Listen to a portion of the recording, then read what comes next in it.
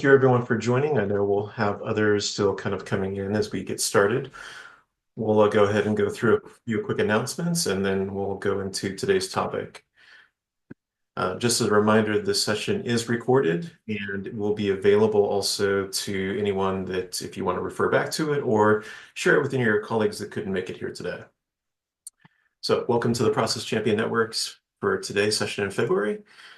What we have for today is a topic around process improvement. Priya Saran from our team will be sharing some kind of learning and experiences in that area. And then we'll have a special guest from BRS in the HR area.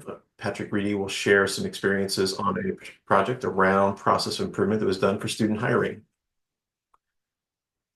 So if you are new to the Process Champion Network, we have a large group, so please take time to introduce yourself in the chat. Go and share not only your name, but also where you're from and that this is your first time joining us, so welcome. A couple of quick announcements before we get started on today's topic. We have been providing Yellow Belt Lean Six Sigma training for our campus. We actually have had, I think now, 3 sessions in November, December, and January. Actually, I think we're up to 4 at this point. And we have additional sessions coming up monthly.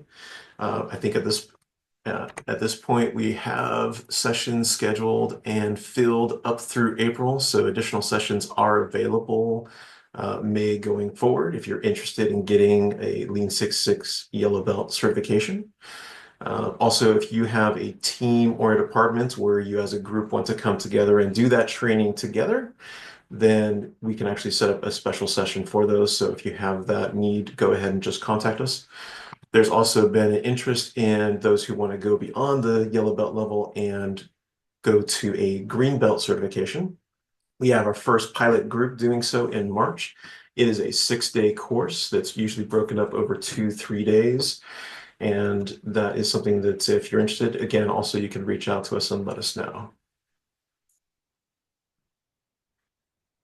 All right. In addition, just want to also Hey Nick, I want to add something real quick on yeah, the yellow belt, green belt training. So, again, there's more information on the websites and the links that Nick has. The yellow belt, like Nick said, is one day class, and the green belt are 6 days spread over 2 weeks. And if you're interested, if you don't currently have a yellow belt, you don't have to get a yellow belt and then green belt. You can go straight to green belt training if you want, right? So the difference is a yellow belt gives you a good general breadth of information, enough for you to understand what the tools are and get in the mindset of continuous improvement and what lean is and what Six Sigma is. And then the green belt class includes the theory, which is the classroom part, and then there's a project that you have to do to get certified. And the project has to show that you've saved money or made things more efficient, et cetera, right? And so there's plenty of projects. Obviously, if you take the Greenbelt project, we can talk about that. And then someone from the BPMO office would be your coach as you're going through that project. Okay, so don't feel like you have to do yellow belt first before green belt. You can go straight to green belt if you want. Okay. And the cost of the green belt is so the cost of the yellow belt class is $175 for a 1-day course. The green belt training is 6 days, so it's 6 times 175, which is 1050 for the 6-day class, and that includes getting the project done, the internationally recognized certification, lifetime access to training materials, videos, etc. Okay, so again, if you have any questions, or like Nick said, if you want to schedule something for your whole team, feel free to reach out anytime. Thanks. That's Just it. adding that this is through the Lean Six Sigma company, so it's a global company, as Mike mentioned. So your certifications are with the Lean Six Sigma company. So it's important to know you have access to those materials for a lifetime. So it's great organization, global. They're working with Alameda Health and all kinds of companies across the nation and worldwide. So just to add that on the certifications. Yeah, and one last thing, in case someone is wondering, you might not be wondering, but if you stay awake at night wondering about these things like I do, eventually our Lean Six Sigma green belt training will, well, I don't know.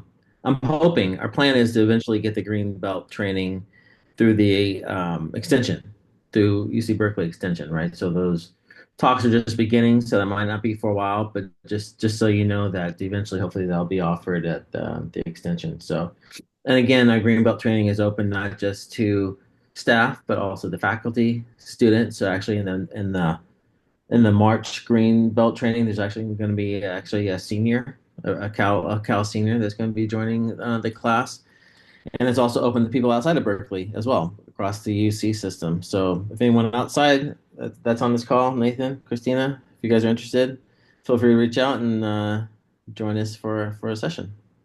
All right, thanks everybody. So thank you, Mike. Definitely exciting news in that Lean Six Sigma training area, and we've had some really great responses from those who've gone through the early training. So if you're interested, definitely look into it. In addition to the recording that's available for this session, we also have our slide deck that will be available, and I want to call out to the extension that you can get in your Google Slides called Grackle, which will also help you make sure that the slide decks that you are providing to your viewers are able to be more accessible. So as an office, we've been working very hard to try and make sure we do that. Definitely check out the links in the slide deck as well to find out more information about how you can use it and some best practices. All right. Quick look at the roadmap of what we have today and also what's coming up. As we mentioned, process improvement is today's topic, and the Lean Six Sigma and waste elimination is actually going to be our topic next time. So if you're not interested in Lean Six Sigma training yet, you might be after next time. We are going to move on to process ownership and document and governance in December. And we'll also be reaching out to the community around topics of interest for the upcoming year. So look for those emails as well. All right, with that, I'll hand off to our presenter today, Priya Saran. Awesome. Hey, everyone. Nice to see familiar faces and new faces from different UC campuses. Always nice to see. Nick, I'm going to have you actually, if you could project back up the slide deck and I'll just have you move through it, if that's okay. Awesome. Okay. So, to the topic of importance today is around process improvement. Not the first time we've ever talked about process improvement since doing the PCN. In fact, this is our third year at the PCN, and we've committed to, the whole reason why we started the PCN was to talk about process for at least 6 hours a year. So this is your dedicated time to think process, talk process, be with like-minded people. If you haven't been doing it already, this is your one out of 6 hours in the year that you get to do it with us. So typically, when we think about process improvement on campus, I love to just come forward with an operational definition that we can all center ourselves around. And this definition doesn't come just from me, it comes from our team. This is something that we've worked on as we've been involved in process improvement projects over the last years.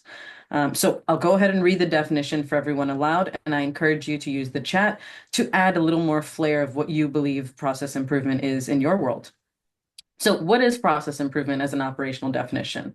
Well, process improvement uses a structured approach, heavy on the structured approach, to identify, analyze, and improve existing processes in order for us to optimize performance, meet best practice standards, or simply improve quality and user experience for our end users and customers. So if it means something different for you, let us know in the chat. Otherwise, that is what we consider it at UC Berkeley. Ultimately, everything that we're doing for process improvement is in service of our end user experience. Next slide, please.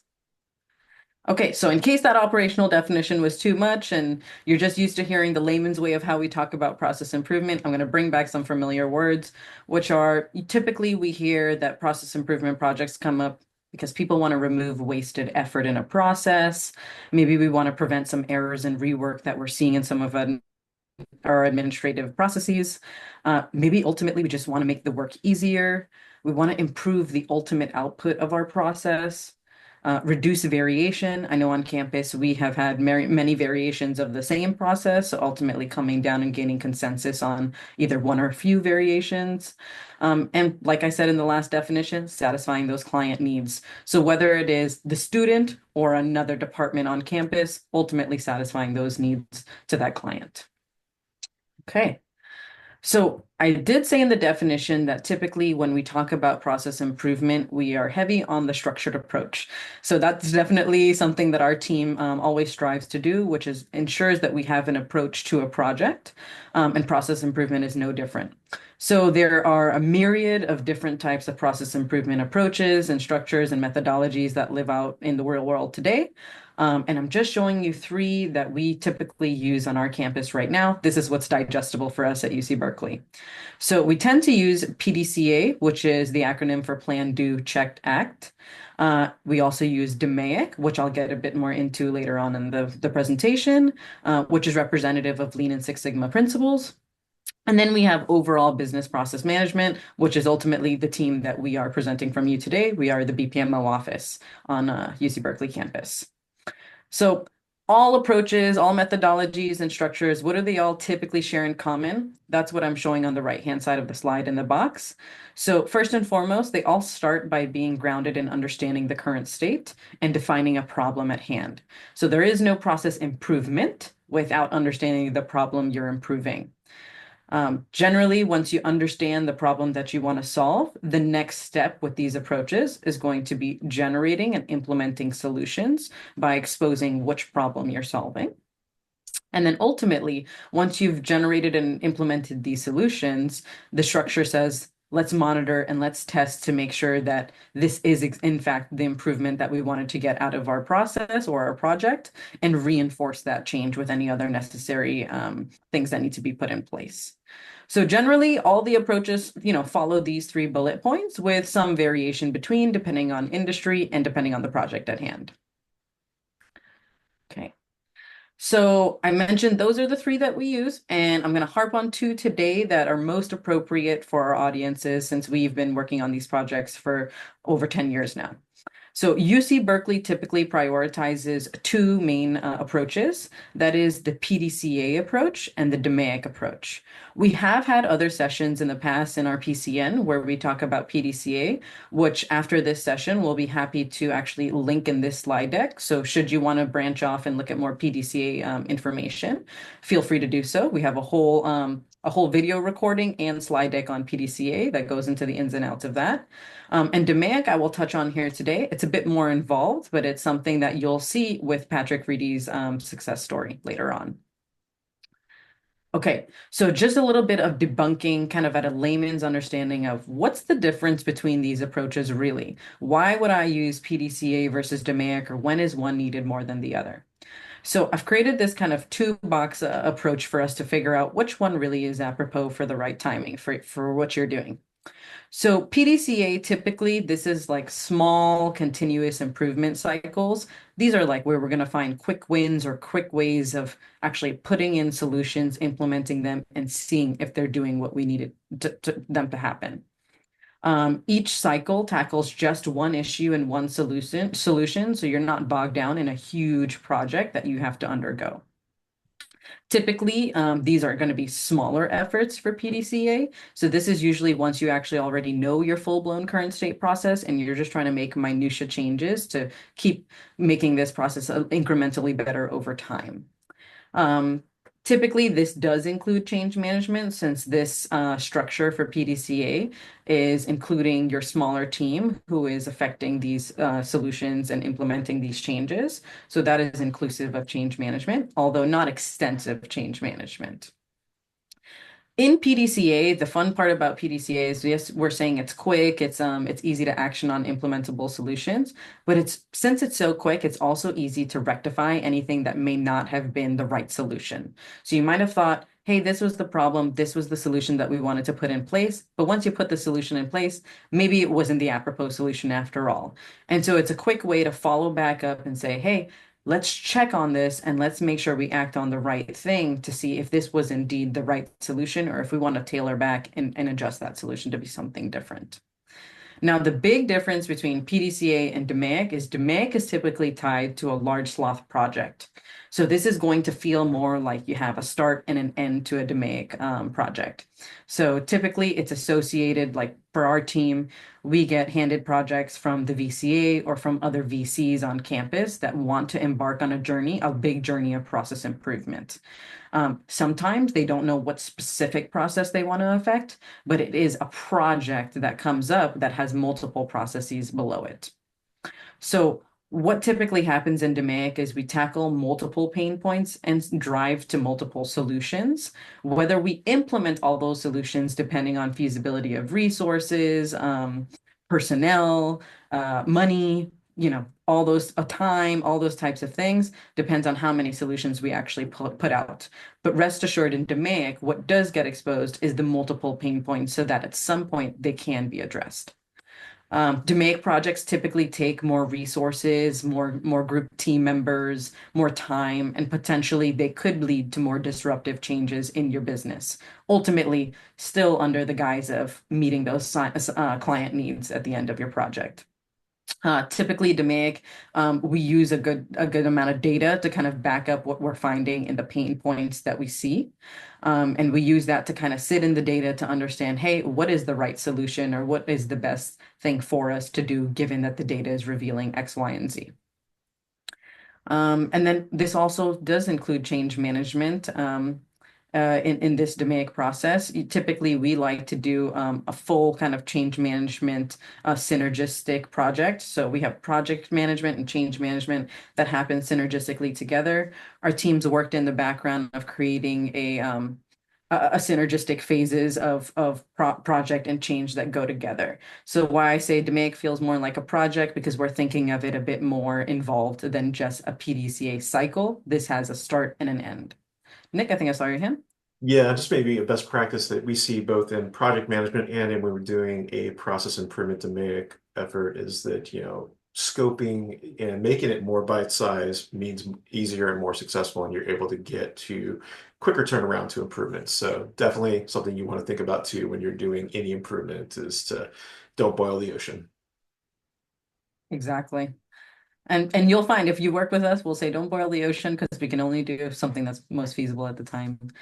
So when do we see DMAIC? Typically, this is going to be for more complex processes and issues. Whereas PDCA, you might have already identified the process at hand, and these are quicker improvements that you want to make over a shorter period of time.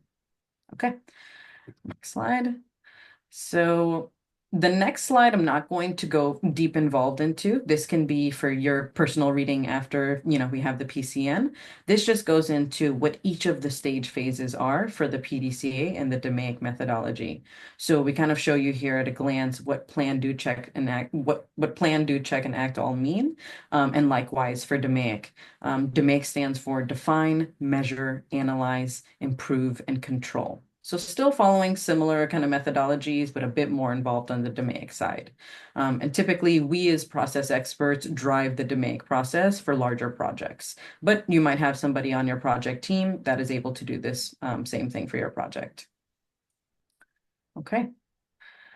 So a little plug for Six Sigma. Like Nick said, if you weren't on board with Six Sigma just yet, you'll get on board with it by next PCN meeting. If not, I'm giving a little plug right here. So we're showing you the DMAIC five phases at a high level: define, measure, analyze, improve, control. They all work in chronological order with each other. So typically you're not going to analyze the process before you've defined the problem. Nick, I'll ask you to click one more so we can reveal all the steps below. So typically in DMAIC, we define the problem. That is understanding the customer need or understanding the high level process that we're looking at and ultimately defining the scope of the project that we want to take on. More often than not, we as a project team get handed the problem, but the scope is gargantuan. And when that happens, you find that projects never finish or never are come to completion. So typically we like to reel it in and say, based on the problem, what is the defined scope that we can handle in the time frame that we have the resources? In the measure phase is where we quantify the problem. So this is where we're going to do some data collection, some understanding of baseline data or baseline performance of the process, and ultimately understand what improvement goal are we going for based on what we're seeing in the data. In the A phase, the analyze phase, we're going to identify those root causes of what's going on behind the scenes and why we're feeling those pain points, or why the data is revealing these pain points. So ultimately solving for the root cause, and this is something that's near and dear to our team's hearts. We don't like to do band-aid solutions. We like to solve for root causes. And this is because we've seen the same projects come up over year, where we're going back to the same scope or the same problem because we haven't come and solved for the root cause of what's going on. So that's really important for us because if we don't solve root causes, you tend to feel like the problem still persists even after you've done the whole project, which feels like a waste of time to the project team, and that's not what we want here. So in the improve phase, after you've analyzed your process, going on to the improve phase, this is where the light starts coming to the end of the tunnel when we're doing our project. This is where we can finally go ahead and implement and verify the solutions that we've all generated and thought about, and put them in place. This is where we can start testing solutions either in a pilot phase or putting them out there because we know they're going to work regardless. Um, You'll see we put a little plug there for PDCA. In the DMAIC process, we kind of put a plug in for PDCA because testing solutions is that PDCA cycle, that quick cycle where you can get into and say, hey, we thought this solution was going to work. Maybe it worked effectively 50%, but we were really going for 90%. So maybe there's another solution along the way that we can kind of do a PDCA cycle with that it makes it better for this project at hand. And then moving on to the final phase, which is control. This is really that sustainability piece where we don't want to just put something in place and not have a sustainable plan around it. So essentially what our team likes to do is we call this maybe the operational transition or the transition plan, where it stops being a project and starts living with the actual process owner. I know June 2025 is when we'll talk more about process ownership and documentation, but that's a teaser of why it is so needed and we harp on it, is that that's all the sustainability that happens at the end of the DMAIC process. That's we're going to need that process owner to own this sustainable solution from here on out. And we're going to see if there's something else that needs to maybe happen, or maybe they own the rest of the solutions that weren't able to be implemented because we were strained by resources at the time. So they own maybe the ongoing maintenance of this project or process from there on after. So if you do our Lean Six Sigma course, yellow belt or green belt, you'll get to learn a lot more about what goes on behind the scenes, a lot more resources and tools that we can use in our back pocket for the DMAIC process or for just a process improvement process. So that's just a quick plug for DMAIC. Next slide. Real quick to kind of bring it back to a full circle where you started off with this whole idea to make is that structured approach. And this group, you are the champions for process on campus. So when you are interacting with your leaders who maybe want to jump to improve, they want to jump to a solution. If it's not something that's clearly known, then looking at an approach like this will help make sure that you understand the problem first, get the right solve the right problems, and then try and make sure you get good solutions in place. So that's really the purpose of having DMAIC, and we want to make sure this is something we as an organization, as a campus, we look at doing it going forward. Yeah, And I and know. yeah, can I add one more thing Mhm. too? Also, is in the spirit of BPM, business process management, on top of everything else, not to add confusion, but this comes full circle back to what we always say is documenting your process, right? Don't forget to document. I mean, DMAIC is great, and that's how you do your improvements, but documenting the current state is a critical piece of it, right? So don't forget that part. Yeah, it's right in that first stage of DMAIC. You need to understand your current state, which is why we've really been pushing with yourselves and others on campus to really document processes. Whether you're using Process Manager or you're documenting in your own, it's the great place to start. You can't fix what you can't see. It's really You took true. the words out of my mouth, Chris. I was just going to say, our Krista Marco always says, if we have an improvement, you can't fix what you can't see. So we always use that motto with our project teams. Um, and then a quick plug for something that we see a lot, just some working knowledge here. In our projects, we see a lot of people always propose technological solutions, which those are great, not poo-pooing that at all. But typically, it might not be the only solution that might work for your project or for your process. So we always encourage to explore alternative methods, and maybe that's the right one, but maybe not. Maybe the root cause doesn't get solved by putting in a new technology. Any Uh, new technology is only going to be as good as the processes around it. So Yeah, process and tends.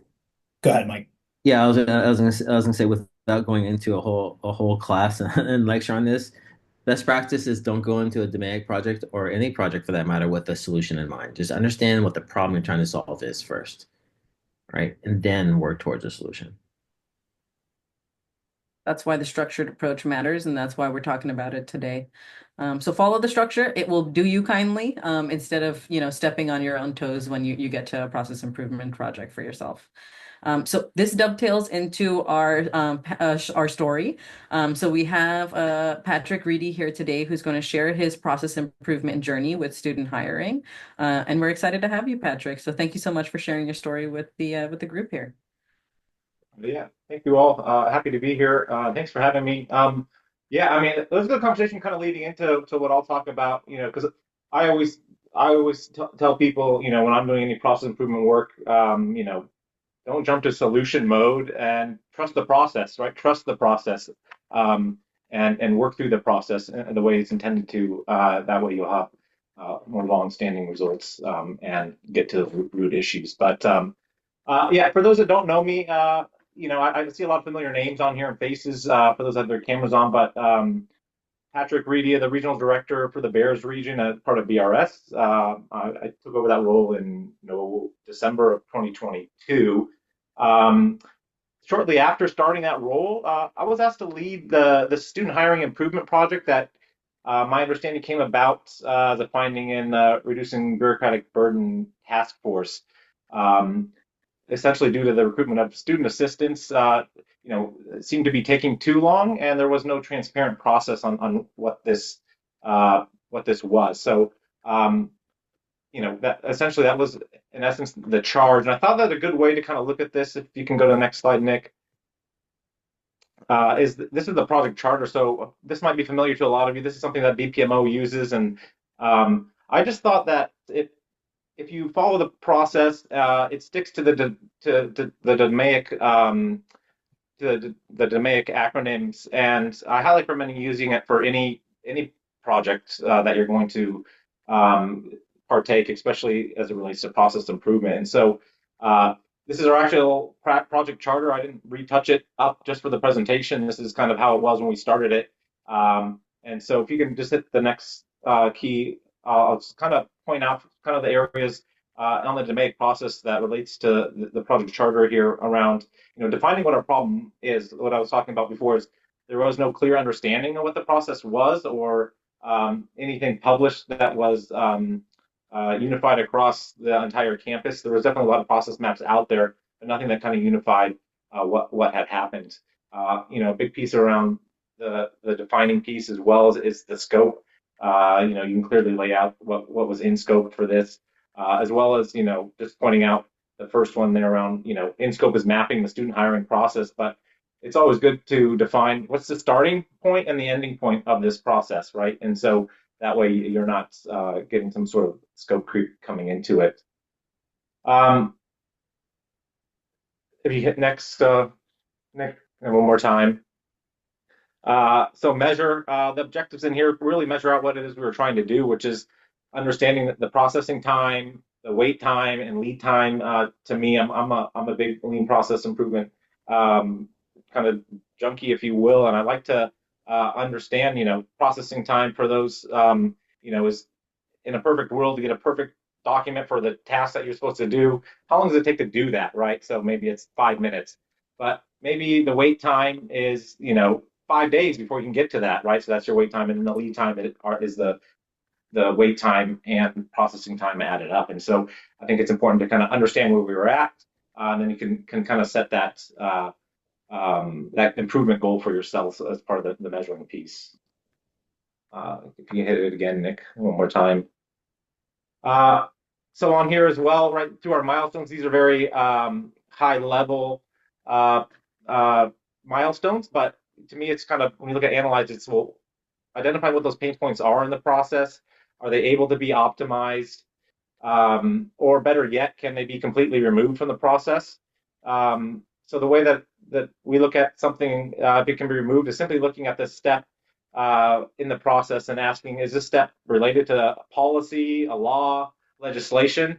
And in my opinion, if it's not, it should be something that's up for discussion. And so to me, that's how we kind of define, well, what steps shouldn't you look at in a process? And so it's, it's just really being critical on, does this need to happen for some sort of control point law legislation? And if not, it should be on the table to be changed. And so through our process, we analyze these pain points in depth that I'll go into in a second.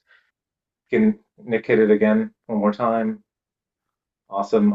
So improve, right? Reviewing those opportunities that came up to accomplish what our goals were, process improvement, and mitigating risk. One more time, Nick. Thank you. And then control, right? That's just about publishing the process, transitioning the ownership. So for this project, we had published it, created the pro maps, published them out, reviewed, just within ProMap, it has you review them every 6 months, and then it, leads itself to being able to add in new steps as and when needed. And so, on student hiring and hiring in general, with some new things rolling out with a new criminal background checks vendor and the misconduct disclosure process, it's able to slot right in to the work that we had done. All right, Nick, if you could. So outcome, I'll just talk through briefly some of the ways we kind of came to our outcome and what the results were. Next slide, please. So in total, we analyzed the 5 processes and over 34 process steps. So it was from left to right, the kind of smart sheet hiring process, service hub hiring process for student assistants. We also mapped out setting up and accepting either work study or handshake jobs, because that was part of the process. Refine that employee HR onboarding process, and refine the background check and CANRA hiring pieces as well. Next slide. This is just a look at a little more detailed look at the processes of one process that we mapped that's the most highly used. So I thought I'd throw this one up there. You can see the process map to the left. We identified 8 improvement opportunities. There was 11 future state solutions. It's really nicely laid out. I can't take credit for this, so shout out to Nick and Priya for helping put all this together. This was a great way to lay out, where those pain points were and what the solutions were that correlate to those each and every one of those steps. So then this way we could be able to move it into this kind of opportunity and solution tracker. If Nick, you can go to the next slide. Again, I take no credit for putting this together. This was all Nick and Priya. So again, kudos to you. But this screenshot is just a screenshot, and it just shows how we organized the opportunities and the solutions that came up as part of this process. You can see it links to the actual process, identifies the step, says if it was completed or not. And so this snapshot, again, just to kind of give you a flavor of what it looks like and how we were tracking work being done. But we had a total of 23 improvements that were identified. 17 were within our scope. So you'll see on there some are what this is NA. That one was around MLA. So that we decided that would be its own process and not necessarily part of in scope of this process. So it's not something that we move forward on. But of the 23 improvement opportunities, 17 were in scope at the time, and so we fully addressed 11 and partially addressed 6 of them. So partially addressed the 6 are just for different reasons. The one that happens to be on the screenshot is just around the automating the welcome email. I won't go into the details on that, but so this is kind of how we tracked it all. And if you go to the next slide, kind of before and after. So before, right, especially for this process, given that when we were going over this, there was no real average days that were kind of being tracked. So as part of our initial mapping of current state, we kind of basically, as we had all the subject matter experts that were a part of this, so subject matter experts ranged from every subject matter expert within the region, departments that do a lot of hiring were involved in this. We sent it off to a couple students that had gone through this process to get their input, as well as every single role within the swim lane of the process maps were involved. And so it was just kind of getting that overarching consensus on here's kind of where it's at currently. You can kind of see the time frame there on the left, and then kind of where we ended up on the right. And now we have this regional hiring KPI dashboard. And so this is very high level, kind of truncating down a lot of the work that goes in between here. But I think the key thing here to kind of look at is, yes, there were some improvements like in the overall student onboarding piece, and path template initiated approval, but those all kind of came about. When you look at the overall kind of changes that were implemented as part of mapping this out and improving the process, was really about getting a higher percentage of complete and accurate submissions coming through to the point of getting that student onboarded. And so by doing that, you cut down on the time that has to happen in that onboarding process of going back and forth of trying to get all the correct information. And so, you know, this is also worth noting that, when we first put this in, student hiring was still pretty high, but still coming out of the COVID hiring piece. I looked, very rough estimate at student hires. So over the same time frame with no additional staff, right? We about roughly 1,000 extra students were hired year over year from the time this was implemented to now. And so it's just good to see that we're able to, you know, not increase our kind of wait times in correlation with the volume based on some of the changes that we made. So that was it. I flew through that quickly. I know that there's still more after me, but I'm happy to answer any questions if anyone has any to ask.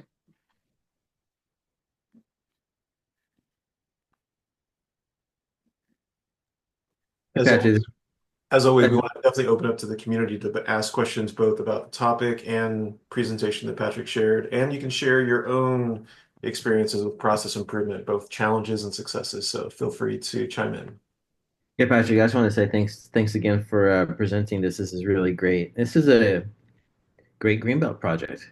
So, I mean, but overall, really great, and I appreciate you highlighting the one page charter with and how that aligns to DMAIC as well. Very A3, appreciate that.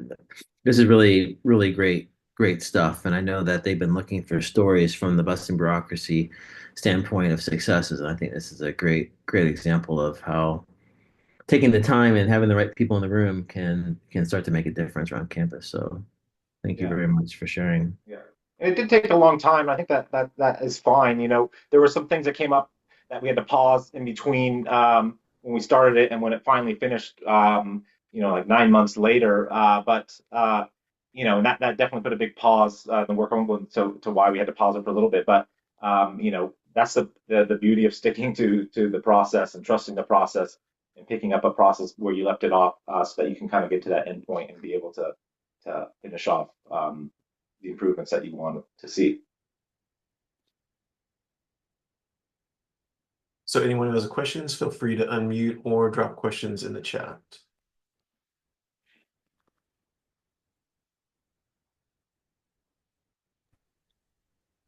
Just one idea is in the measure step, because it's easy to define the problem and you just get into solving the problem, right? But if you don't take the time to measure, then you miss that great slide that Patrick put up there where you got 8 days down to 4 days. And that is how you get buy-in for future projects. And so I totally buy into the measurement value. But if someone says, I just need you to solve the problem, it's Wednesday, we need a solution by Monday, go. The law changed, whatever. Obviously, if the law changes, you just move. But do you find, because y'all do this all the time, right? Do you find that there's pushback on the measurement side where people just want you to solve the problem and they don't want to sit around for 3 or 4 weeks while you're gathering measurements?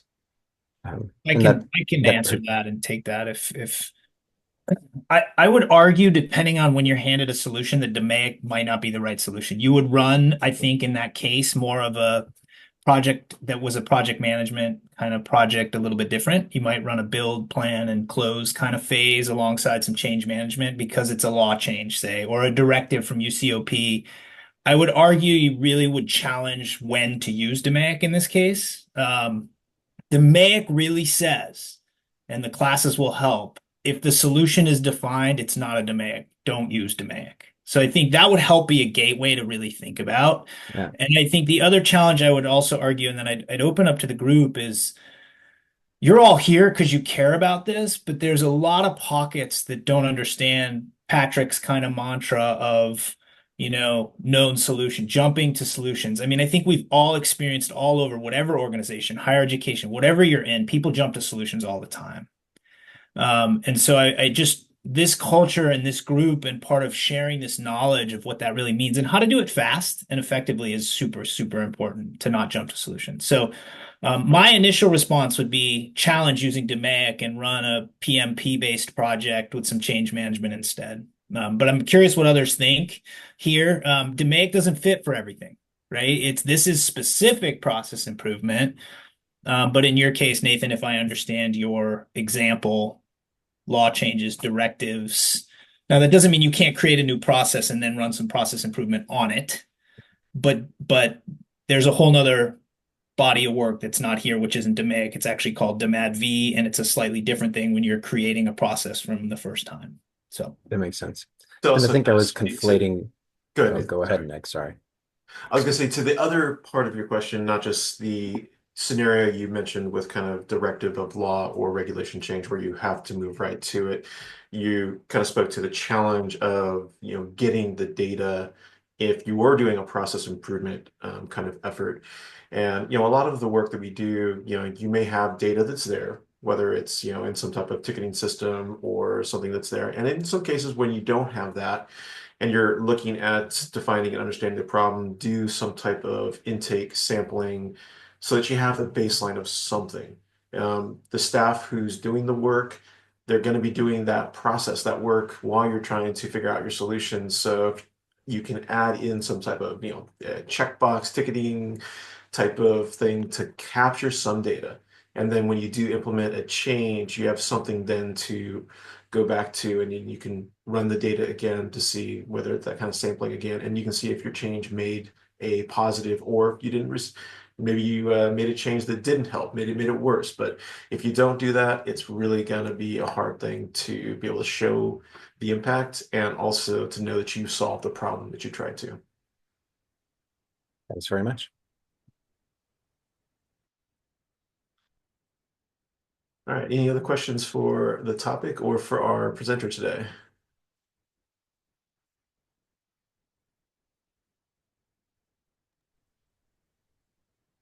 Nick, maybe I will share just one last thing on data, a challenge that we do see. Chris, Nick and I have all experienced people challenging data if we bring it up in a project. It's not unknown to us. Not everybody is in 100% agreement of the data that we show. And we welcome that challenge and we welcome just the project team being able to talk about it, why someone experiencing the data differently from how it shows. And it either illuminates that maybe the data is either incorrect, the data is accurate, and we all have different lived experiences with the process.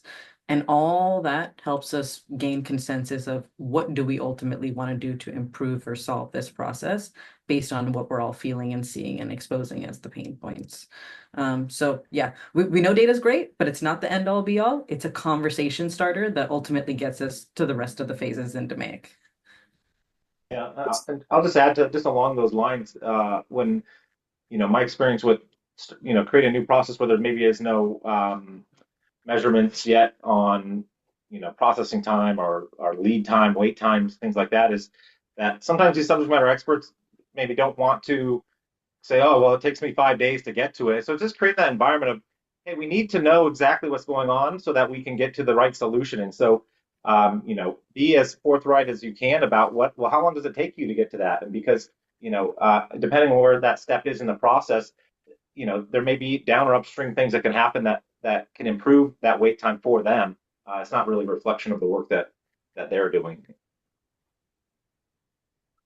Yeah, I think Patrick, too, one of the things that we try to emphasize when we do process improvement, it's focusing on the process and not the people. So we're not going in trying to find efficiencies to eliminate positions. We're trying to make sure that people can spend their time on where they can add the most value. And we want them to be able to be transparent about the work that they do and where it can be improved. Oftentimes, your best solutions and best understanding of the current state is going to come from those process performers.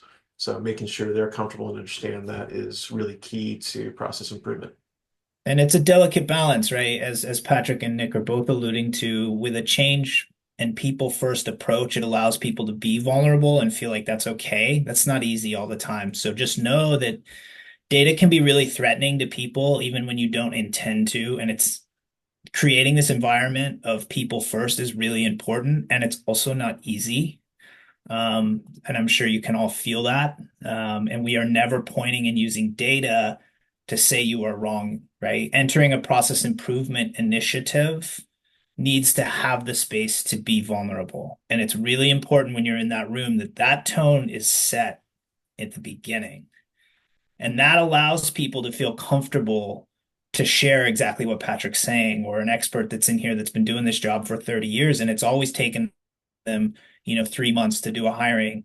That's not a problem, right? It's a problem overall, but it's not their problem, right? So I just encourage us, and that's where the change management comes in, and having people be able to create this safe space to actually share true and honest data. And I know there's a comment in the chat. I think it's Toshi that made a comment here. And this is kind of where we're going too, is that it seems, we want the true data, right? We don't want the workaround to the comment in there. And if we don't allow people that safe space, we're not going to be able to get to the true data. We're not going to be able to drive to root cause. Priya didn't talk a lot about root cause, but root cause is how we don't jump to solutions. Root cause takes time. It also takes a safe space to challenge those metrics and challenge those datas. And there's two ways to do root cause, whether you use the 5 whys or whether you use the fishbone. Both of those can be used, and you can learn more about those in Six Sigma. But those are really important ways. But the environment you create is really important, and it needs to be safe, and it needs to allow people to feel the ability to be vulnerable. Vulnerability is really hard, but improving a process requires that safe space. So I just want to add that, and we can talk further about that. We have office hours, and we'll talk a lot about that because it's not easy. When you say create a safe space, what does that mean? That's not easy, right? I'm talking here, but we can help. The ways of facilitation, we have facilitators that have learned this area to allow people to speak. So we encourage you to go to office hours, and we can help you.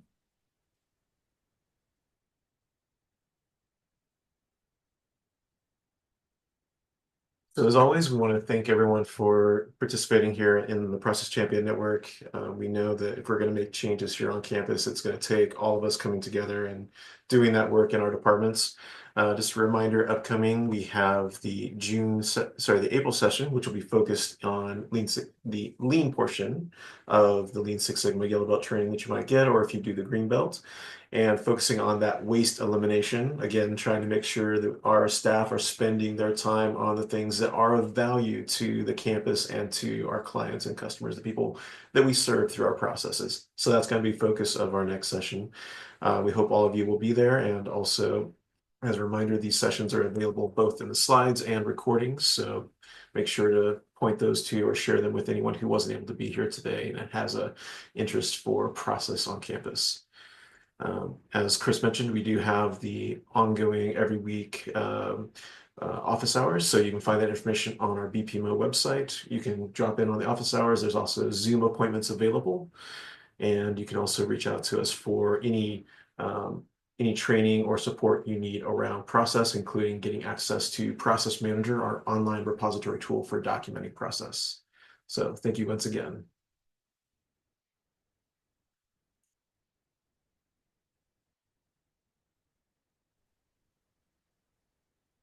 All right. Thanks, everybody.